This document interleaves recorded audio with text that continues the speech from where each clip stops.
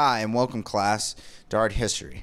This week's assignment leads me to one of my favorite artists of all time. I took a field trip to Virginia Beach's Museum of Contemporary Arts, where the wonderful exhibit for the famous Andy Warhol is being held. Andy was born on August 6, 1928, and he died on February 22, 1987. He did it all: film, music, photography, fashion. It is because of Andy's work that art became more than just apples and bananas being painted on canvases by Frenchmen, and then presented at galleries where people eat fancy cheeses and wear tuxedos. Art can be anything, and Andy's work shows that. The first piece I chose from this exhibit is Andy Warhol's famous 32 Campbell's soup cans. Made in 1962, the work of art consists of 32 canvases measuring 20 inches in height and 16 inches in width, each with a can of Campbell's, one for each flavor they had at the time.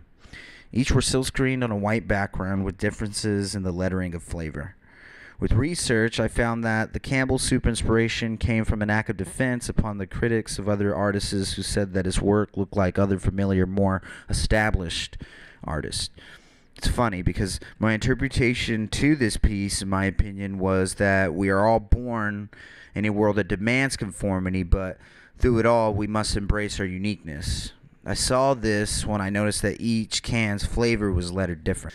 My second piece that I felt was a big influence for artists now is Andy Warhol's gun, made between the year of 1981 and 1982, measuring 70 inches in height and 90 inches in width.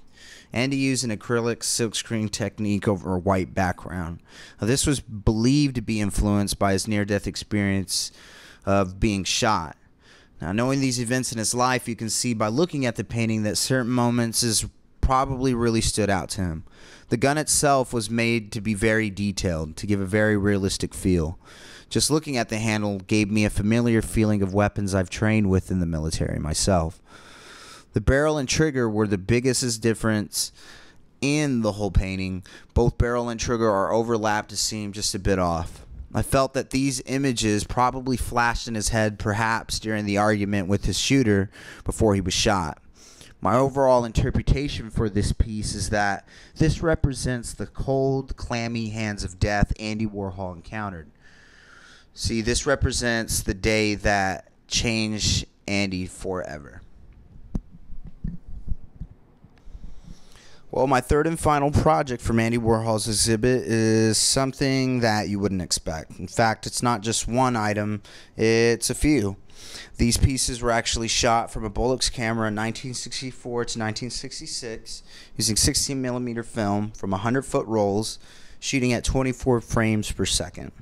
These pieces were known as Andy Warhol's screen tests, and these were actually shot and filmed by Andy in his own factory.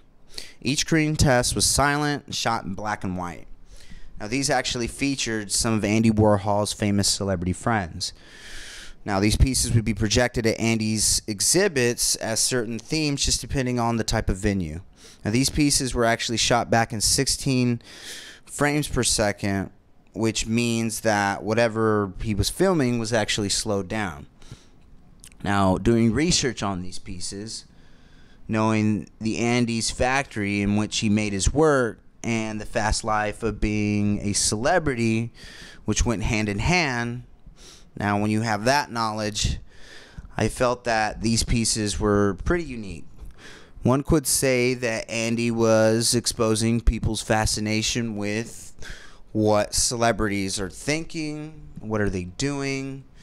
It gave me a sense of wondering if this celebrity in which I happen to be looking at was either happy inside, or did he or she even feel free, or were they just prisoners of fame's deadliest treats?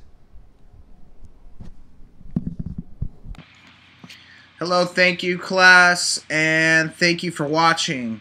If you're in the Virginia Beach area, I strongly suggest that you go to Virginia Beach's Museum of Contemporary Arts, where the Andy Warhol exhibit is being held. They have tons of workshops and different classes you can actually take there. It's great. Well, this concludes my assignment, and you guys enjoy the rest of your day. Bye! Ha!